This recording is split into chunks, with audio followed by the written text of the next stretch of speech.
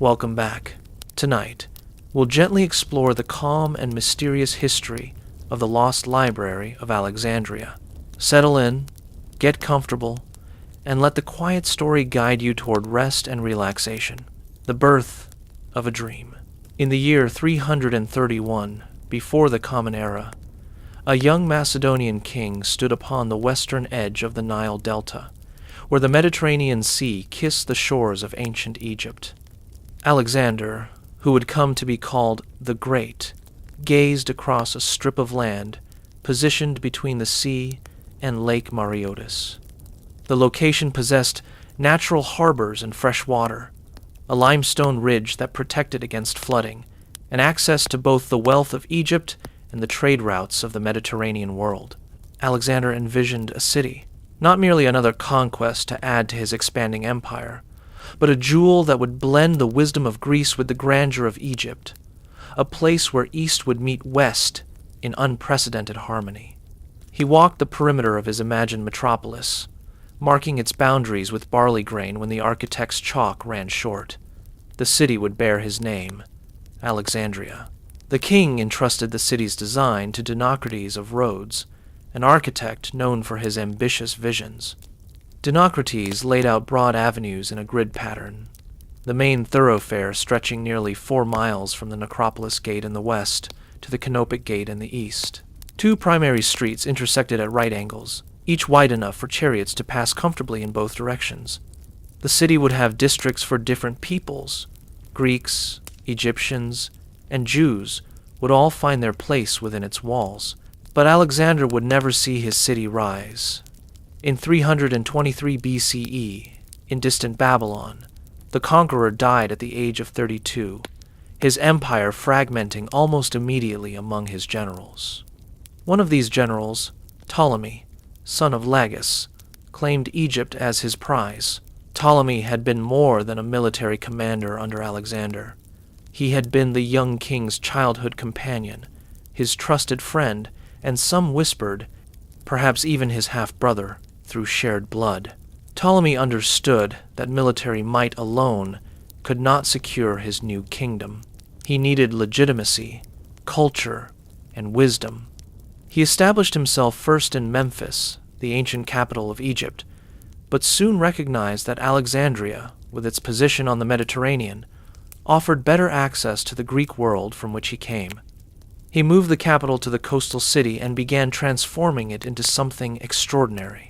In the early years of Ptolemy's reign, perhaps around 295 BCE, though the exact date remains uncertain, the idea of the Great Library took form. Some ancient sources credit Ptolemy himself with the vision. Others suggest it was Demetrius of Phalerum, an Athenian orator and philosopher who had fled to Alexandria after losing power in his home city. Demetrius had governed Athens for a decade, transforming it into a cultural center before political winds shifted against him.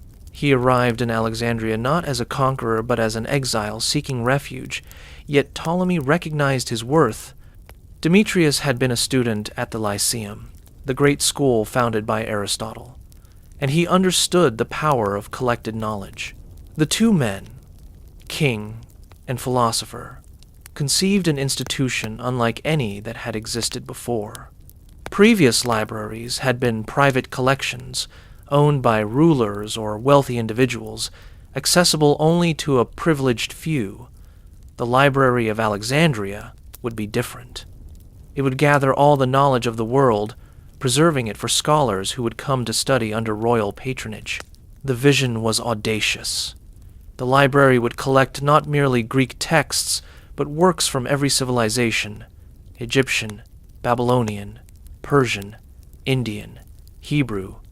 Every book that entered the port of Alexandria would be seized, copied by scribes, and the copy returned to the owner while the original remained in the library's collection. Ship captains learned to declare their books along with their cargo, for the library agents were thorough. The museum and its structure. Adjacent to the library, Ptolemy established the Mauseon, the museum, a temple dedicated to the Muses, those divine sisters who inspired learning and the arts. But this was no ordinary temple. The museum functioned as a research institution, a place where scholars could live and work, supported entirely by royal funds. The complex likely stood in the royal quarter, the Bruchium, near the palace itself. Some ancient descriptions place it close to the harbor, where the great lighthouse, the Pharos, would soon rise. The buildings formed a community of learning, with lecture halls, laboratories, gardens for botanical study, an astronomical observatory, and rooms for anatomical research. Scholars who joined the museum received a salary from the royal treasury. They ate together in a common dining hall, engaged in philosophical discussions while strolling through covered walkways, the peripatos, and enjoyed exemption from taxes. They came from across the known world, drawn by the promise of books, instruments, and the company of other learned minds. The library itself comprised multiple rooms, perhaps even multiple buildings. Ancient sources describe storerooms filled with scrolls arranged on shelves, possibly organized by subject or author, though the exact system remains unknown. The texts were written on papyrus, that ancient paper made from reeds that grew abundantly in the Nile Delta, rolled around wooden rods and stored in labeled compartments or containers. Estimates of the library's collection vary wildly in ancient accounts. Some sources claim 40,000 scrolls, others 400,000, and still others even more extravagant numbers. The confusion arises partly because ancient writers counted differently. A single work, like Homer's Iliad, divided into 24 books, might be counted as one work or 24 separate scrolls. Nevertheless, the library's collection dwarfed anything that had come before. The Golden Age begins. When Ptolemy died in 283 BCE, his son, Ptolemy II Philadelphus, the sibling-loving, inherited both the kingdom and the dream of universal knowledge. Philadelphus proved even more devoted to learning than his father. He expanded the library aggressively, sending agents to Athens, Rhodes, and other centers of learning to purchase or copy important texts. Stories emerged about Philadelphus's zealous collecting. He supposedly borrowed the official state manuscripts of the three great Athenian tragedians, Aeschylus, Sophocles, and Euripides, providing an enormous deposit to guarantee their safe return. The Athenians sent their precious texts, and the Egyptian scribes set to work making copies. But when the copying was complete, Philadelphus kept the originals for his library and returned the copies to Athens, forfeiting the deposit without hesitation. The originals, marked as the From the Ship's Collection, became some of the library's most treasured possessions. Under Philadelphus, the library's first head librarian was appointed, though, again, ancient sources disagree on details. Zenodotus of Ephesus, a scholar of Homer, may have been the first to hold the title. His task was monumental, organizing the growing collection and beginning the work of textual criticism. Ancient texts existed in multiple versions, copied by hand over generations, each copying introducing potential errors or variations. Zenodotus began the systematic work of comparing different versions, attempting to establish authoritative texts.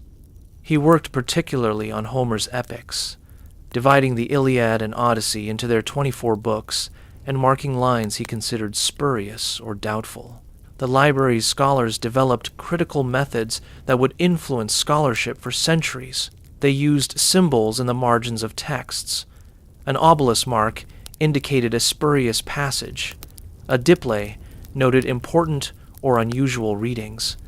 They wrote commentaries, explaining difficult words, identifying literary techniques, and preserving information about authors and their works.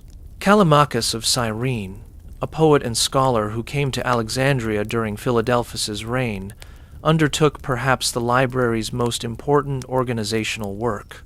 He created the Pinax, the tablets, a massive catalog of the library's holdings. The Pinax filled 120 books by itself, organizing works by category: rhetoric, law, epic poetry, tragedy, comedy, lyric poetry, history, medicine, mathematics, natural science, and miscellanea. For each work, Callimachus recorded the author's name, father's name, birthplace, teachers, biographical information, and a list of their writings with the opening words of each text and the number of lines it contained. This catalog became a bibliographic tool that scholars throughout the ancient world consulted, preserving information about hundreds of authors and thousands of works that would otherwise have vanished from history entirely. The scholars gather.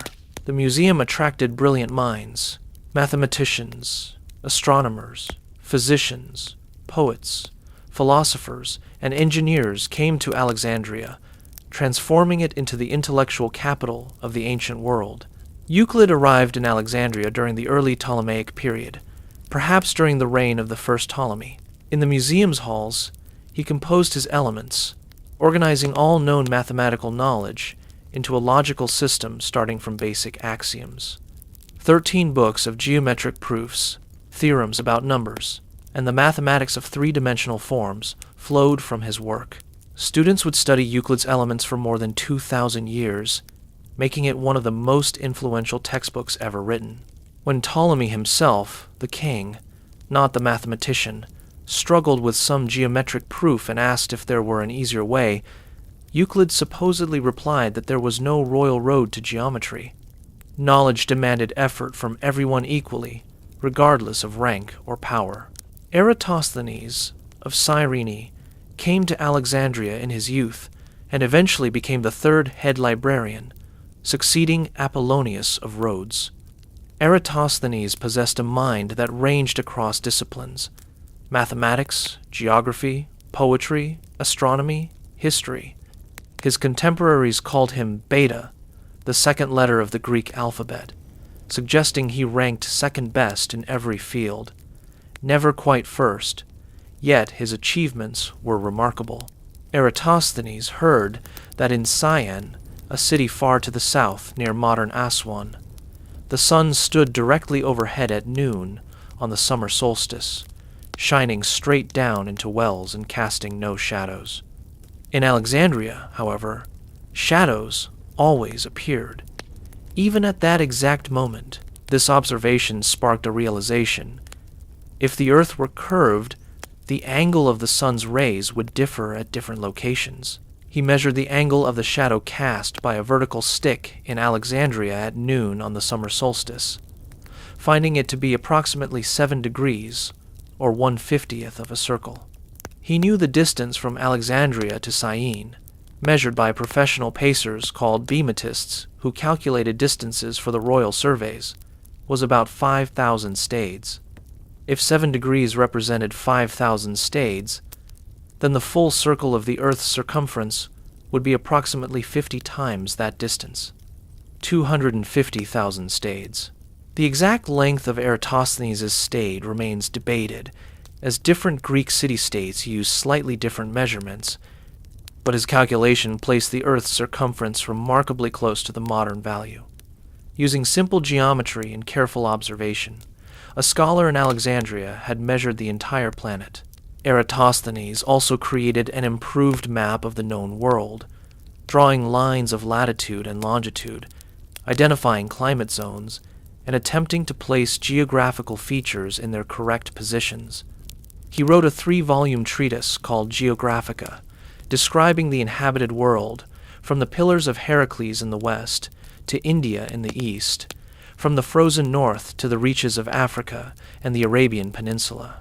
In his position as head librarian, Eratosthenes compiled a chronology of historical events, attempting to establish accurate dates for events from the Trojan War to his own time. He also worked on mathematics, developing a method for finding prime numbers known as the sieve of Eratosthenes, still taught to students today. Aristarchus of Samos, another scholar associated with Alexandria, proposed an extraordinary idea that would not gain acceptance for nearly 2,000 years.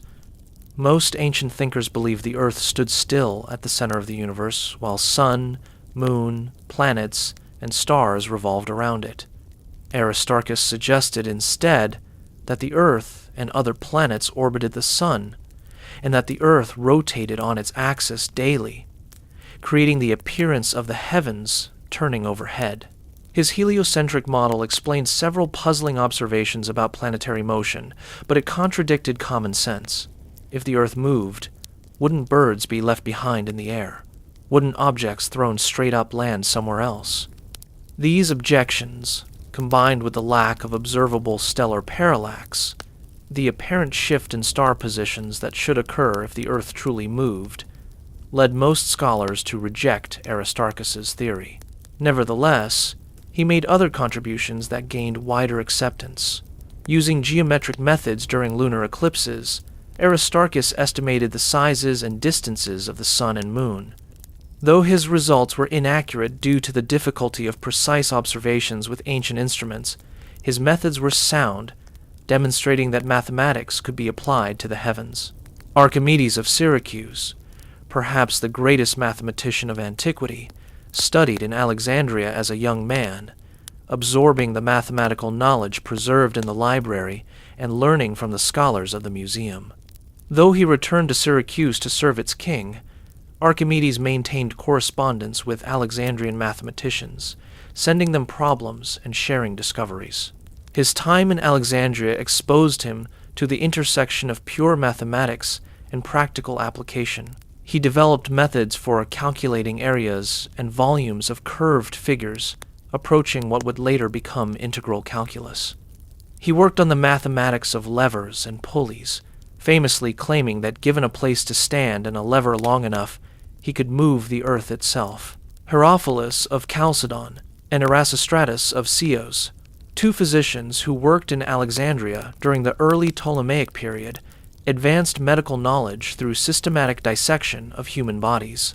In most Greek cities, dissecting human cadavers was forbidden as impious, but Alexandria's more cosmopolitan culture and the Ptolemies' support for scientific inquiry created an environment where such research could proceed. Herophilus dissected the eye, describing the retina and tracing the optic nerve to the brain. He studied the brain itself, distinguishing the cerebrum from the cerebellum and identifying the space called the fourth ventricle. He examined the liver, the reproductive organs, and the digestive system, making detailed observations and giving names to structures that physicians still use today. Most importantly, Herophilus recognized that the brain, not the heart, was the center of intelligence and sensation. This contradicted the widespread belief, held even by Aristotle, that the heart was the seat of thought and feeling. Herophilus traced nerves from sense organs to the brain, demonstrating their connection. He also made careful studies of the pulse, recognizing it as an indicator of health and disease. He supposedly carried a water clock with him to measure pulse rates, comparing them to establish norms for different ages and identifying irregular patterns associated with various illnesses. Erasistratus explored the vascular system, distinguishing arteries from veins and recognizing that arteries carried pneuma, the vital spirit or breath, while veins carried blood. Though his theory was incorrect in details, his careful observations advanced anatomical knowledge. He studied the heart's valves, noting their one-way function, and examined the liver and digestive system. Some ancient sources claim these physicians performed vivisection on condemned criminals, dissecting living human subjects to observe bodily functions. Whether these accounts are accurate or slanderous exaggerations remains debated, but even if limited to cadaver dissection, their contributions to anatomy were substantial. The scrolls accumulate. The library's collection grew through multiple channels. Beyond the confiscation of books from ships, the Ptolemies sent agents to major cities, offering to purchase texts or pay for copying rights. Scholars arriving at the museum brought their own collections, which were absorbed into the library. Gifts arrived from other rulers, diplomatic exchanges that included not just gold and gems, but knowledge preserved on papyrus. The library employed a large staff of scribes, trained professionals who copied texts in clear hands.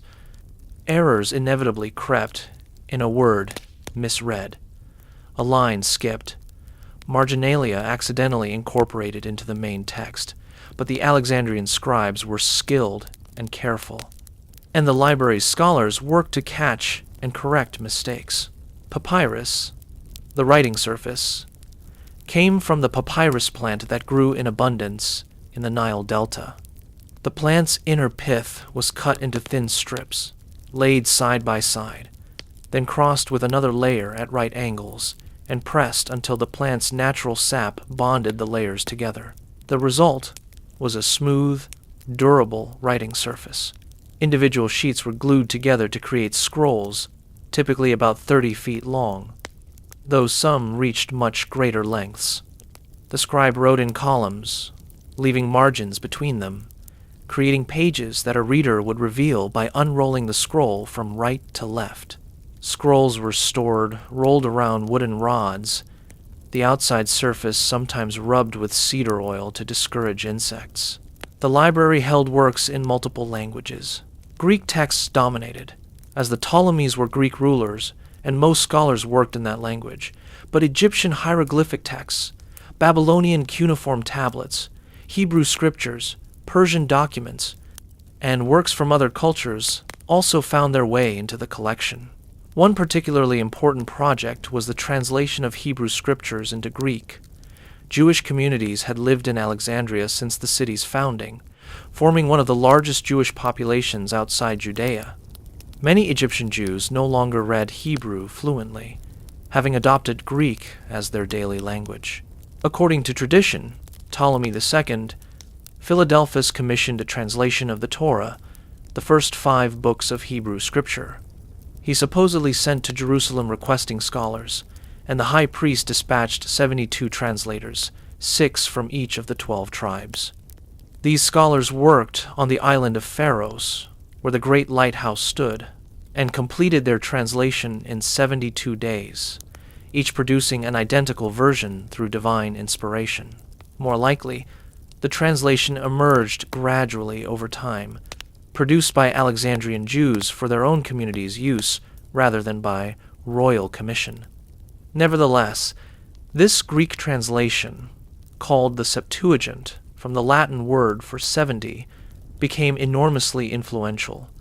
It made Hebrew scriptures accessible to Greek readers throughout the Mediterranean world and would later become the version used by early Christians. The library also housed scientific texts, medical treatises, and technical manuals. Works on agriculture described irrigation techniques and crop varieties. Architectural texts preserved building methods. Astronomical tables tracked celestial movements. Pharmacological texts listed medicinal plants and their preparations. Military manuals detailed siege engines and tactical formations. Poetry filled many scrolls. The epics of Homer, the lyrics of Sappho and Alcaeus, the dramatic works of Athens' great playwrights. Historical works chronicled wars and dynasties, preserved treaties and king lists. Philosophical texts captured the teachings of Pythagoras, Plato, Aristotle, and countless other thinkers. The work of scholars. Daily life at the museum followed scholarly rhythms. Mornings might find mathematicians working through proofs, astronomers checking observations from the previous night, physicians studying anatomical texts or examining patients, poets composing verses in the garden. The scholars ate together, debated in the peripatos, attended lectures in the auditoriums. They had access to the library's collections, requesting specific texts and studying them in reading rooms. They borrowed techniques from one another, the mathematician learning from the astronomer, the physician from the botanist, knowledge flowing between disciplines. Apollonius of Perga, who came to Alexandria during the reign of Ptolemy III, worked on mathematics, particularly the curves formed when a plane intersected a cone. His treatise on conic sections, written in 8 books, explored parabolas, ellipses, and hyperbolas, curves that would prove essential centuries later in understanding planetary orbits and projectile motion.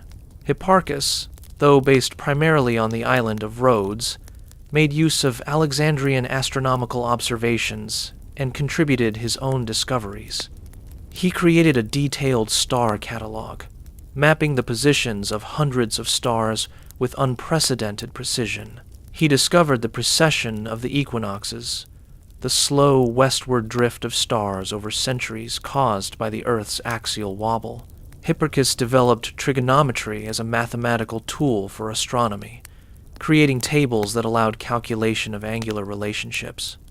He also estimated the distance to the moon through careful observations during eclipses, producing a result remarkably close to the true value.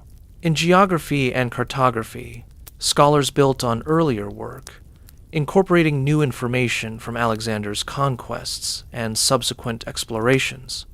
Merchants' accounts of distant lands, sailors' reports of coastlines, travelers' descriptions of cities, all fed into improving maps and geographical understanding. The library's grammarians worked on establishing definitive texts of classic works, particularly Homer's epics. They collected different versions, compared readings, debated which lines were authentic, and wrote extensive commentaries. Aristophanes of Byzantium, who served as head librarian in the 2nd century BCE, developed a system of accent marks and punctuation for Greek, making texts easier to read and reducing ambiguity. Aristarchus of Samothrace, not to be confused with the earlier astronomer Aristarchus of Samos, succeeded Aristophanes as head librarian. He continued the work of textual criticism, writing commentaries on Homer, Hesiod, and other poets. His scholarship was so highly regarded that Aristarchon became synonymous with severe but fair criticism.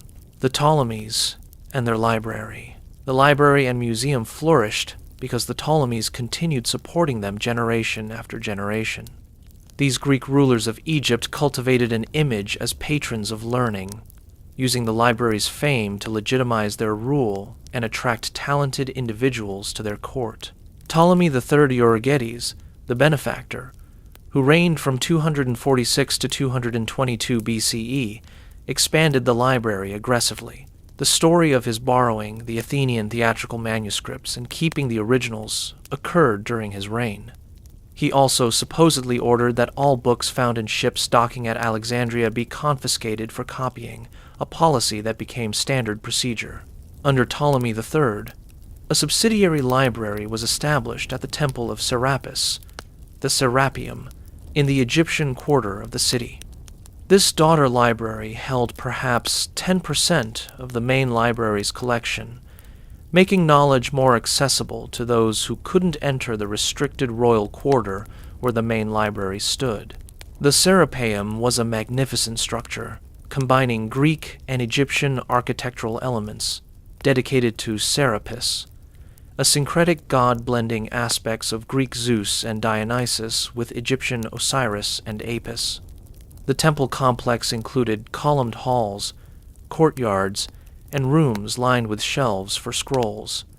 It became a center of learning in its own right, though never matching the prestige of the main library. As the decades passed, however, the Ptolemaic dynasty weakened. Brother fought brother for the throne, family members assassinated one another, and the kingdom's power declined. By the 2nd century BCE, Egypt depended increasingly on Roman support to maintain independence. Ptolemy VIII Physcon, Potbelly, who reigned in the mid-2nd century BCE, was a particularly brutal ruler. He reportedly expelled scholars from Alexandria during political purges, scattering learned individuals across the Mediterranean. Some fled to Athens, others to Pergamum or Rhodes, taking knowledge with them but depleting Alexandria's intellectual community. Despite these troubles, the library survived, and scholarship continued. New books were still acquired, scholars still came to study, and Alexandria maintained its reputation as a center of learning, though perhaps no longer the undisputed leader it had been during the early Ptolemaic period. Rome's shadow. By the 1st century before the Common Era, Rome dominated the Mediterranean world. The Roman Republic had defeated Carthage, conquered Greece, seized Asia Minor, and extended its power across vast territories. Egypt remained nominally independent, but Roman influence grew steadily. Ptolemy XII Auletes, the flute player, paid enormous bribes to Roman politicians to maintain his throne. When he died in 51 BCE, he left the kingdom to his daughter Cleopatra VII and her younger brother Ptolemy XIII, who were also married to each other according to Egyptian royal custom. Cleopatra was brilliant, educated, ambitious. She spoke multiple languages, including Egyptian, unusual for the Greek Ptolemaic rulers. She understood philosophy and rhetoric, knew history and mathematics. She had been educated in the traditions of the museum, though as a woman she could not officially join its scholarly community. Her brother's advisors, seeking to rule through the young king, drove Cleopatra from Alexandria. She fled to Syria, raising an army to reclaim her throne. Civil war erupted in Egypt, just as a larger conflict convulsed the Roman world. Pompey the Great, fleeing defeat by Julius Caesar in a Roman civil war, arrived in Egypt seeking refuge. The young Ptolemy's advisors, hoping to gain Caesar's favor, murdered Pompey and presented his severed head as a gift when Caesar arrived days later. Caesar was horrified rather than pleased. Pompey had been his son-in-law, his rival certainly, but a Roman consul whose murder by foreigners was an insult to Roman dignity. Caesar occupied Alexandria with a small force, intending to settle the dispute between Cleopatra and her brother. Cleopatra had herself smuggled into the palace, allegedly rolled up in a carpet or a sack of bedding, to meet Caesar secretly. She was 21, he was 52, and their meeting changed both their lives and, indirectly, the fate of the library. Caesar supported Cleopatra's claim to the throne. Ptolemy's advisors resisted, and Alexandria erupted into warfare. Caesar and Cleopatra found themselves besieged in the palace quarter, defended by Caesar's small force of Roman legionaries against a much larger Egyptian army. During the fighting in 48 BCE, fire broke out in the harbor district. Ancient sources disagree on exactly what happened, but the most common account states that Caesar ordered ships in the harbor burned to prevent them from falling into enemy hands or being used to attack his position. The fire spread from the ships to warehouses along the docks. Some of these warehouses contained books, either scrolls awaiting processing into the library's collection or copies prepared for export. These scrolls burned, their knowledge lost forever in smoke and ash. Ancient authors mention thousands of books destroyed, though estimates vary wildly. The crucial question, debated by historians for centuries, is whether the fire reached the library itself.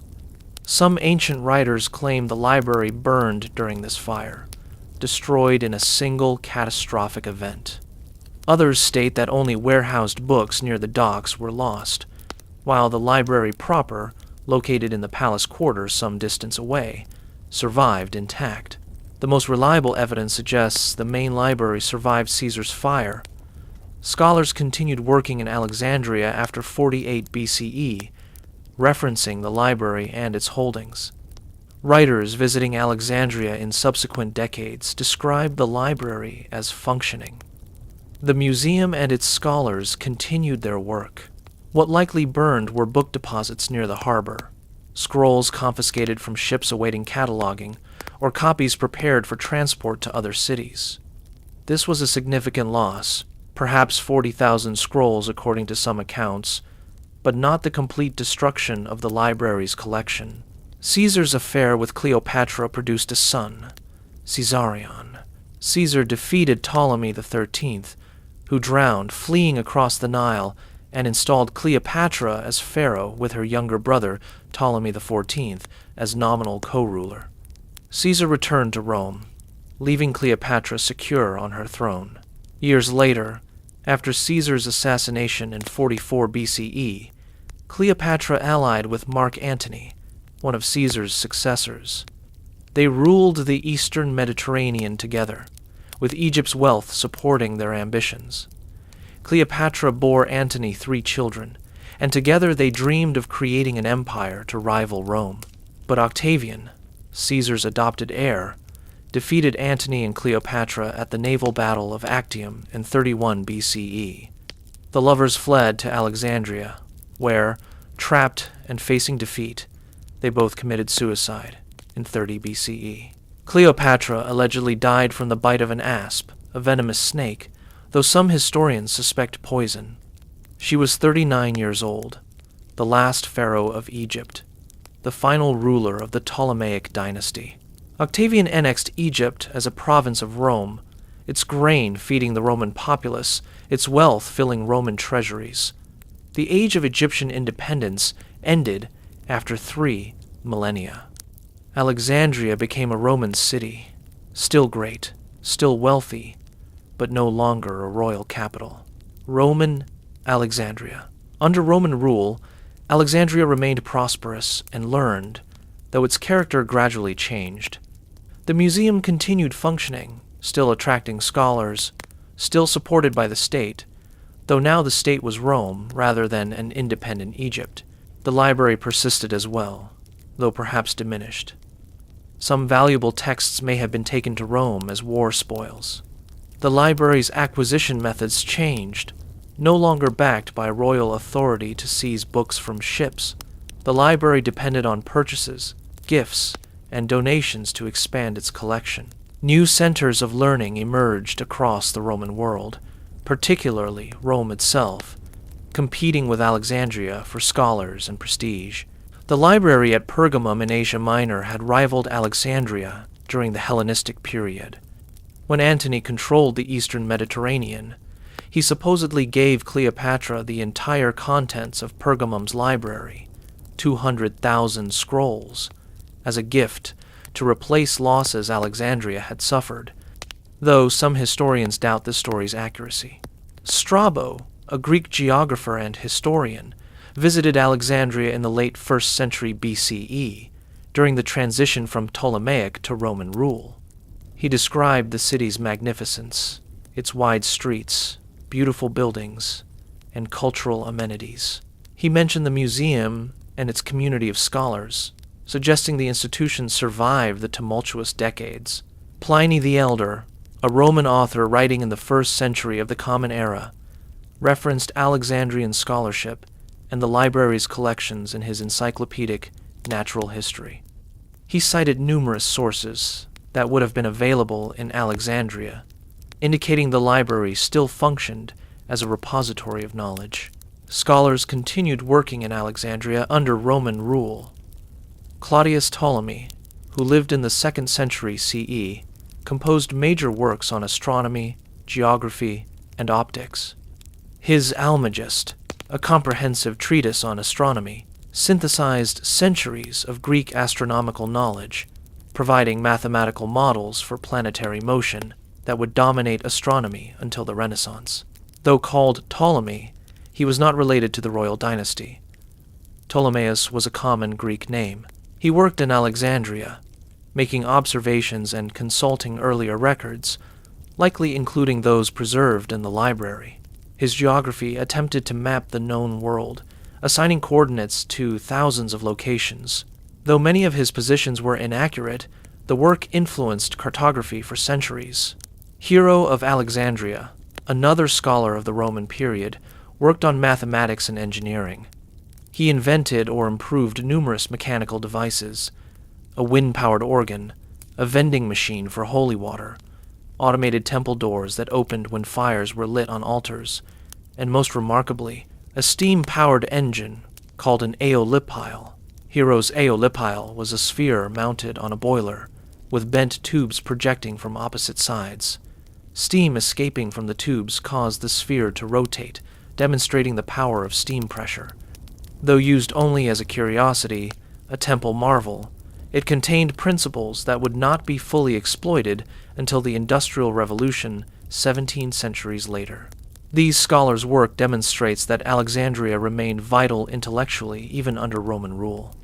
The city's schools of philosophy attracted students, its medical community trained physicians, and its library, though perhaps reduced from its peak, still served scholarship. Christianity's rise. During the 1st centuries of the Common Era, a new religion spread across the Roman world. Christianity, originating in Judea, found converts throughout the Mediterranean, including substantial communities in Alexandria. The city's cosmopolitan character, its tradition of philosophical debate, and its large Jewish population created an environment where Christianity could take root. Alexandria developed an important Christian community early, producing influential theologians and establishing a catechetical school for Christian education. Clement of Alexandria and Origen, both scholarly figures, taught there in the late 2nd and early 3rd centuries, attempting to reconcile Christian faith with Greek philosophy. These Christian scholars made use of the library's resources, studying scripture alongside classical philosophy, seeking to demonstrate that Christianity represented the fulfillment of ancient wisdom rather than its rejection. They wrote extensive commentaries, developed theological arguments, and trained generations of Christian thinkers. However, tensions existed between traditional paganism and the growing Christian movement. Some Christians viewed the classical texts preserved in the library as pagan idolatry, dangerous works that drew people away from divine truth. Others argued that pagan philosophy could serve Christian purposes when properly understood. As Christianity grew more powerful, particularly after the Emperor Constantine legalized it in 313 CE, and later emperors made it the favored religion of the Roman state, conflicts intensified. Christian leaders in Alexandria wielded increasing authority, while traditional pagan institutions faced mounting pressure. The Serapeum, the subsidiary library located in the Temple of Serapis, became a flashpoint. The temple remained a center of traditional Greco-Egyptian religion, its library still housing many texts. Christian authorities viewed it as a bastion of paganism requiring elimination. In 391 CE, Theophilus, the Patriarch of Alexandria and a powerful figure in the Christian Church, led a campaign against pagan temples. With imperial authorization, he ordered the destruction of the Serapeum. Christian crowds, possibly including monks from desert communities who viewed pagan learning as demonic, attacked the temple complex. The building was razed, its statues smashed, its religious objects destroyed. The library housed there, the daughter library established centuries earlier by the Ptolemies, was lost in this violence. Scrolls were burned or scattered. The systematic destruction of a repository of knowledge by religious zealots marked a dark moment in Alexandria's history.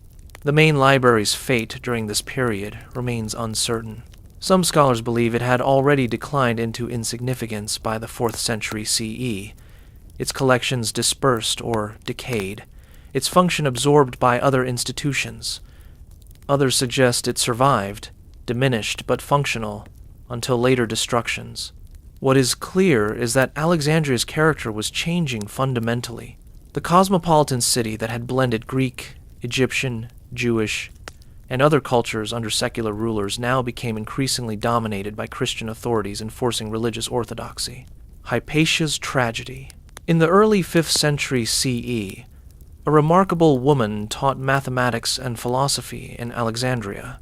Hypatia was the daughter of Theon, himself a mathematician and astronomer who worked on editions of Euclid and Ptolemy's texts. She surpassed her father in fame, becoming renowned throughout the Roman world for her learning. Hypatia taught students who came from across the Mediterranean to study with her. She lectured on mathematics, astronomy, and philosophy, particularly the works of Plato and Aristotle. She may have written commentaries on mathematical texts, though none survive. She corresponded with influential figures, including Synesius of Cyrene, who became a Christian bishop but maintained deep respect for his pagan teacher. She was pagan by religion, maintaining the classical philosophical traditions in an increasingly Christian city. Yet she was respected even by many Christians for her knowledge and character. She advised Orestes, the Roman prefect governing Alexandria, who valued her wisdom.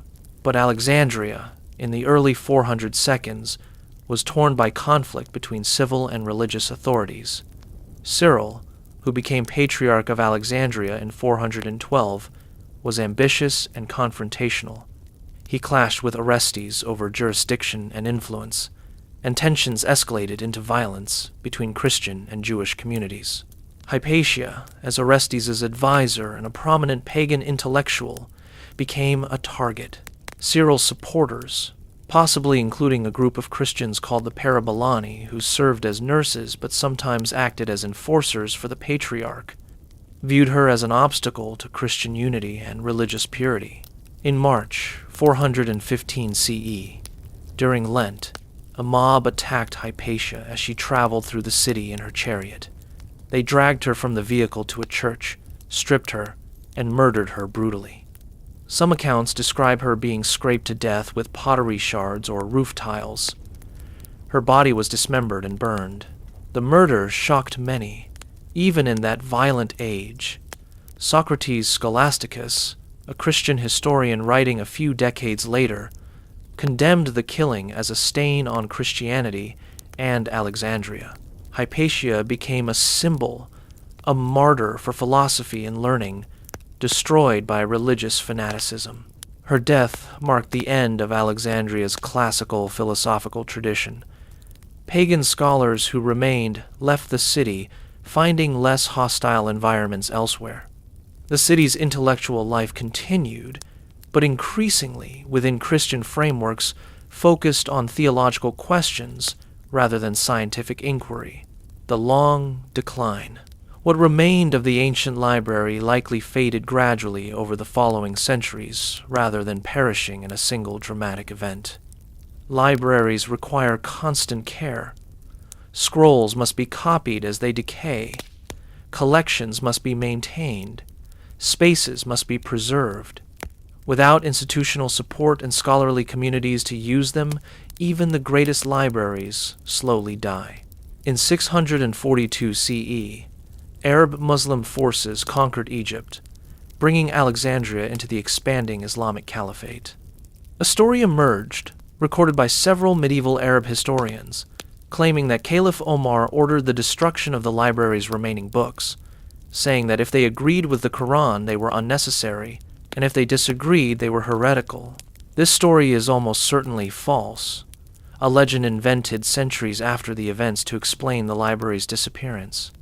The library had likely ceased to exist in any meaningful form by the time Arab armies arrived, its collections dispersed, its buildings converted to other uses, or fallen into ruin. The reality was less dramatic but more poignant.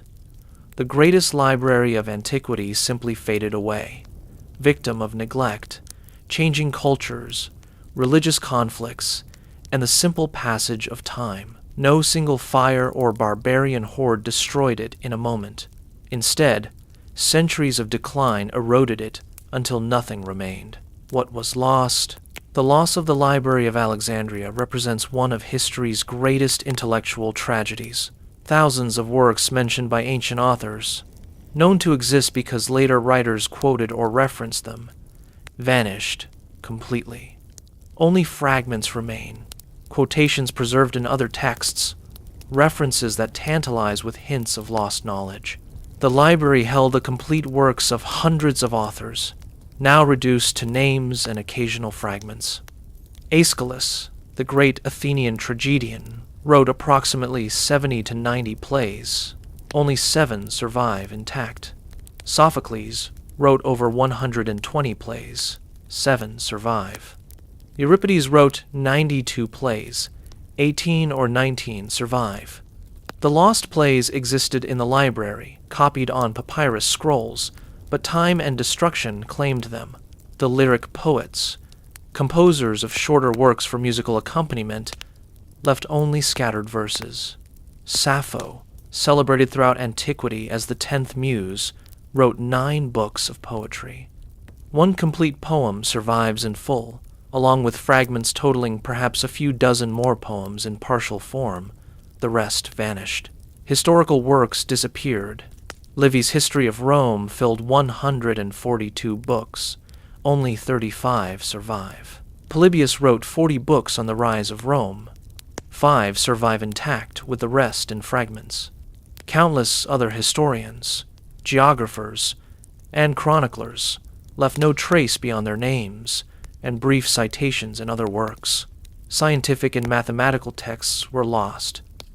Archimedes wrote numerous works. Some survive through copies, but others are known only from references. Eratosthenes' geography, poetry, and chronology are lost except for fragments. Aristarchus' heliocentric theory survives only through descriptions by other authors.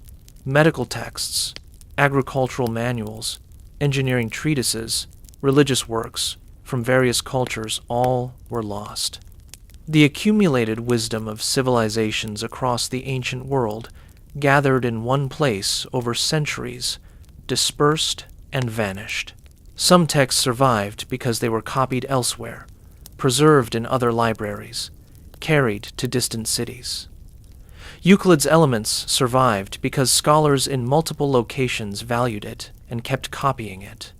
Homer's epics survived through wide distribution and constant use, but texts that existed in few copies, works that fell out of favor, knowledge that seemed less urgent, these had fewer chances to survive. The legacy preserved, despite the losses, substantial knowledge from Alexandria did survive, transmitted through various channels to later civilizations. Byzantine scholars preserved Greek texts, copying and studying them in Constantinople. Islamic scholars translated works into Arabic during the medieval period, preserving scientific and philosophical knowledge that Christian Europe had abandoned. The House of Wisdom in Baghdad, established in the 8th and 9th centuries CE, consciously modeled itself on the Library of Alexandria, gathering texts from across the known world and supporting scholars who translated works from Greek, Persian, Sanskrit, and other languages into Arabic. Through Islamic civilization, much Greek learning survived the European Dark Ages. When European scholars regained interest in classical knowledge during the later Middle Ages and Renaissance, they discovered that many Greek texts existed in Arabic translation. These works were translated back into Latin, then into vernacular languages, reintroducing ancient knowledge to Europe. The scholarly methods developed in Alexandria, textual criticism, systematic organization, critical commentary, influenced how knowledge was preserved and transmitted. The idea of the universal library, gathering all human knowledge in one place, inspired later institutions. The great research libraries of the modern world, from the British Library to the Library of Congress, echo Alexandria's ambition. The museum's model of supporting scholars to pursue research without immediate practical application, providing resources and creating communities of learning, prefigured modern universities and research institutes. The notion that society benefits from preserving knowledge and supporting scholarship, even knowledge without obvious immediate use, traces back to the Ptolemies' investment in their library and museum. Attempts to recover. In the 20th century, archaeological excavations in Alexandria sought traces of the ancient library, the city's continuous habitation, with modern buildings constructed atop ancient foundations, complicated efforts. The coastline had shifted over millennia, with parts of the ancient city now underwater, submerged by earthquakes and sea level changes. Underwater archaeology revealed remains of the ancient palace quarter, including statues, columns, and building foundations. Divers explored the submerged ruins, mapping the area where the library might have stood, but no definitive remains of the library building itself were identified.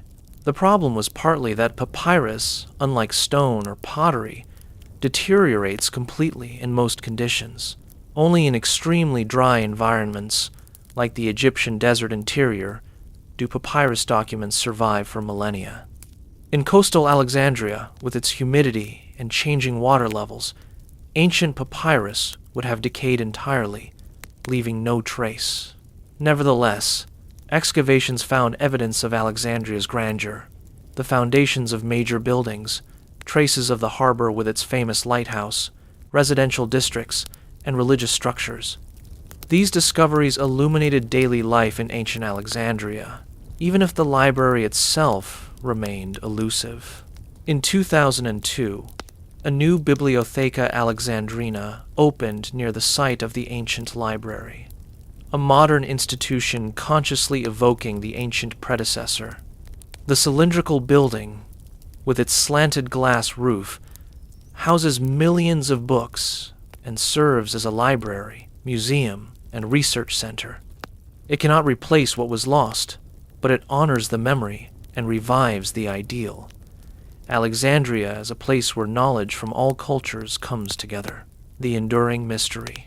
The Library of Alexandria endures in memory not merely as a building or collection, but as a symbol. It represents humanity's desire to gather, preserve, and share knowledge. It embodies the ideal that learning transcends boundaries of culture, language, and nation. It stands for the cosmopolitan vision that brought together Greek and Egyptian, Jewish and Persian, seeking common understanding. Its law symbolizes the fragility of knowledge, how easily accumulated wisdom can vanish. Fire, flood, decay, deliberate destruction, simple neglect, knowledge has many enemies. The library's fate reminds us that preservation requires constant effort, that each generation must choose to value and maintain the learning inherited from the past. The library also represents what could have been. If more of its contents had survived, how would human knowledge be different? What scientific discoveries might have occurred centuries earlier with access to ancient data? What literary masterpieces might we read if the complete works of ancient authors still existed? What philosophies might have developed if more texts had survived? These questions have no answers, only speculation. The library's loss created a void that cannot be filled, a silence in the historical record that will never be completely broken. Yet the memory persists, inspiring efforts to preserve knowledge, to create new libraries, to ensure that what happened to Alexandria does not happen again. The scholars' voices, now silent. Imagine walking through the library at its height, during the 3rd century before the Common Era, when Ptolemaic Egypt stood strong and Alexandria glowed as the Mediterranean's intellectual jewel. You would pass through columned halls, hear scholars debating in the peripatos, catch glimpses of scrolls being carefully unrolled for study. In one room, geometers drew figures in the dust, working through proofs that would stand for millennia. In another, astronomers consulted star charts and observation logs, tracking planetary movements and searching for patterns. Physicians dissected cadavers, artists painted, poets composed verses, historians chronicled events, philosophers argued about the nature of reality and the good life. The scrolls on the shelves contained the wisdom of ages. Egyptian temple records thousands of years old, Babylonian astronomical tablets, Persian royal archives, Greek philosophy and literature, Hebrew scriptures, Hindu mathematics, maps of distant lands, catalogs of plants and animals, recipes for medicines, descriptions of machines. A reader could trace the development of ideas across centuries, seeing how knowledge built upon itself, how one scholar's question became another's answer, which raised new questions for the next generation. The library made visible the cumulative nature of human understanding, the great conversation spanning time and space. Now those voices are silent. The scrolls turned to ash or dust. The buildings crumbled. The scholars died, their names forgotten or reduced to brief mentions in later texts. Alexandria still exists, a busy, modern city, but the library that made it famous lives only in memory and imagination. Reflections on what remains. Yet something survives beyond the physical. The idea of the Library of Alexandria persists, inspiring each generation anew. Every great library built since then echoes that ancient ambition. Every scholar pursuing knowledge across cultural boundaries walks paths the Alexandrian scholars pioneered. Every effort to preserve endangered texts honors their work. The methods they developed, critical reading, systematic organization, careful comparison of sources, acknowledgement of what is known and unknown, form the foundation of modern scholarship. When scientists publish research for peer review, when historians cite sources, when librarians catalog collections, they follow traditions established in Alexandria 23 centuries ago. The cosmopolitan ideal that animated the library remains relevant. In a world still divided by language, culture, and nation, the vision of knowledge as a universal human possession, accessible to all who seek it regardless of origin, speaks powerfully. Alexandria demonstrated that different cultures can contribute to a common pool of understanding, that diversity enriches rather than diminishes learning. The library's loss teaches caution. It demonstrates that institutions, no matter how great, require protection and support. It shows that knowledge, once lost, cannot easily be recovered. It reminds us that what seems permanent may prove fragile, that civilizations can lose their accumulated wisdom if they do not actively work to preserve it. The eternal library. In certain philosophical traditions, particularly Platonic thought, forms exist eternally in an ideal realm beyond the physical world. Individual horses come and go, but the form of horse persists unchanging. Individual libraries burn or crumble, but perhaps the library, the ideal of gathered human knowledge, exists beyond destruction. This is fancy, of course, the kind of speculation ancient philosophers enjoyed during evening discussions in the museum. But there is truth in the metaphor. The physical library of Alexandria is gone, but the ideal it embodied, that knowledge should be gathered, preserved, made accessible, that learning benefits from bringing together diverse sources, that societies flourish when they invest in scholarship. This ideal cannot be destroyed by fire or time. Every library, every university, every research institution carries forward that ideal. The Internet, with its vast and chaotic accumulation of information from all sources, represents a new form of the ancient dream, though lacking the curation and quality control the Alexandrian librarians provided.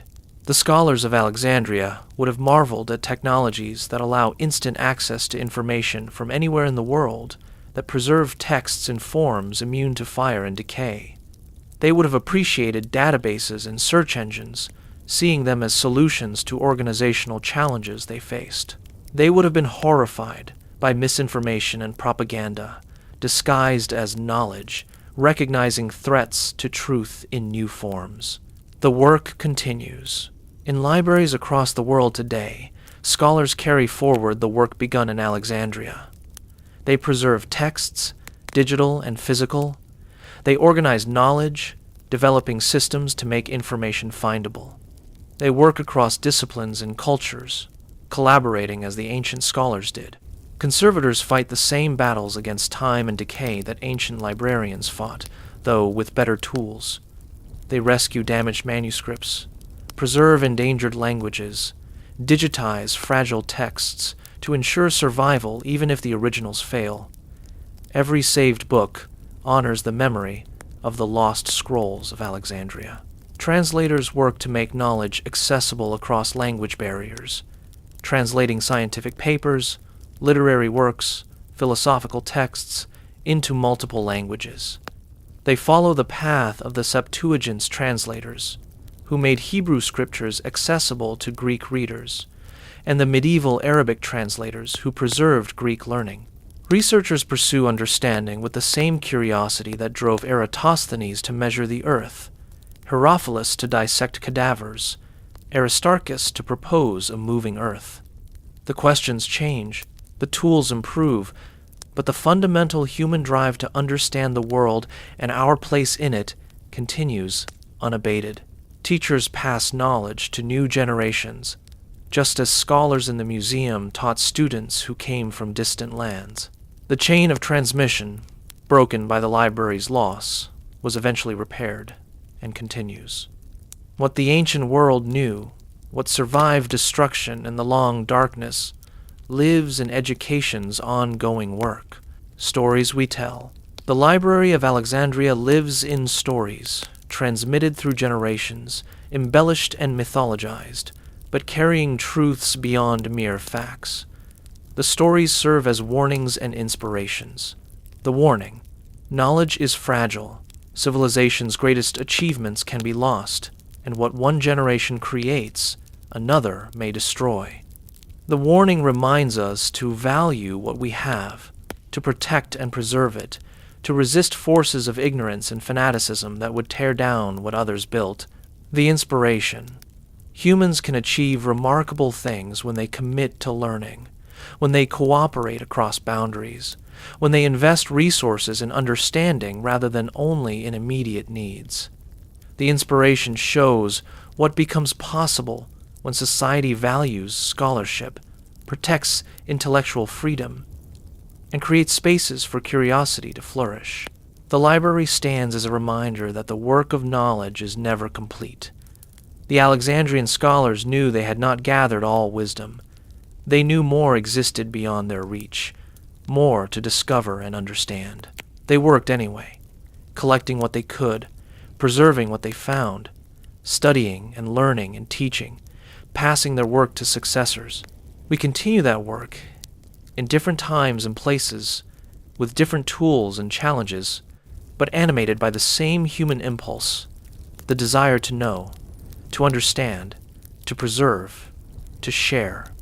The Library of Alexandria is lost, but its spirit endures in every library, every school, every effort to gather and preserve and transmit knowledge to those who come after. The silent scrolls.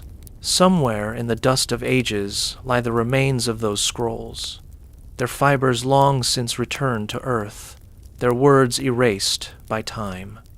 The plays of Aeschylus, the poems of Sappho, the histories of forgotten kingdoms, the scientific observations, the philosophical arguments, all silent now, beyond recovery. But in another sense, they are not entirely lost. The ideas they contained, refined by subsequent thinkers, survive in transformed forms. The questions they asked continue being asked. The human concerns they addressed remain relevant. Though the specific words vanished, the conversation continues. Euclid's proofs still teach geometry. Eratosthenes' method for measuring the earth demonstrates the power of simple observation and mathematical reasoning. The Septuagint translation still influences religious thought. The textual criticism pioneered by Alexandrian scholars remains essential to understanding ancient texts. The scholars themselves, though dead for millennia, achieved a measure of immortality. We still speak their names: Euclid, Eratosthenes, Aristarchus, Herophilus, Callimachus, Hypatia. We still study their discoveries, still admire their achievements, still learn from their examples. In this way, the library and its scholars defeated time's erasure. The final vision, as night falls on Alexandria, imagine the library as it might have been in its glory, before fire and decay and time took their toll. Oil lamps flicker in the reading rooms, casting warm light on papyrus scrolls. A scholar works late, comparing different versions of a text, making notes in the margin. In the morning, he will discuss his findings with colleagues over breakfast in the common hall. Outside, the great lighthouse, the Pharos, sends its beam across the dark waters, guiding ships safely to harbor. The city sleeps, protected by walls and night watchmen, but knowledge remains awake, preserved in the scrolls, available to anyone who seeks understanding. This is the vision that endures, the ideal that inspired the library's creation and continues inspiring its heirs. Not merely a collection of texts, but a commitment to knowledge as a common human possession, accessible to all who seek it, preserved across generations, growing as each age adds its contributions. The physical Library of Alexandria is lost, but its dream survives, renewed in every generation that chooses to value learning, to preserve knowledge, to seek understanding across boundaries of culture and time. In this sense, the library was never truly destroyed. It simply changed form, dispersed across the world, living on in countless institutions and individual minds. As long as humans read and study, as long as we preserve texts and pursue understanding, as long as we value wisdom over ignorance, the Library of Alexandria endures. Not in stone and papyrus, but in spirit and ideal, eternal as human curiosity itself, imperishable as the desire to know. The scrolls are dust, the building is gone, but the library lives on. In every place where knowledge is sought and preserved, in every scholar who works to understand and teach, in every reader who opens a book and encounters ideas that have survived the centuries. This is the true Library of Alexandria, not a place or a collection, but a commitment to human understanding that transcends time and circumstance. And so the story ends, not with destruction, but with continuity. The light that shone from Alexandria, dimmed but never extinguished, illuminates our own age. We stand in that ancient tradition, inheritors of a vision born on the shores of Egypt 23 centuries ago, guardians of a dream that refuses to die. The Library of Alexandria awaits no resurrection, for it never truly perished. It simply awaits our recognition that its work continues, and we are its living embodiment. Thank you for listening. I hope this peaceful journey through the Library of Alexandria helped you unwind. Rest well, and I'll see you in the next quiet story.